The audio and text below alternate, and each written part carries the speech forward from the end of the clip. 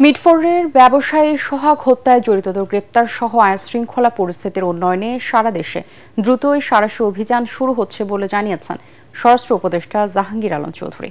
তিনি জানান, এরই মধ্যে ১৯ আসামির মধ্যে ৭ জন গ্রেপ্তার হয়েছে, বাকি দুটো দ্রুত আইনের আওতায় আনা হবে। এসব সন্ত্রাসীর রাজনৈতিক পরিচয়ে কোনো ধরনের ছাড় দেওয়া হবে না বলেও জানান উপদেষ্টা।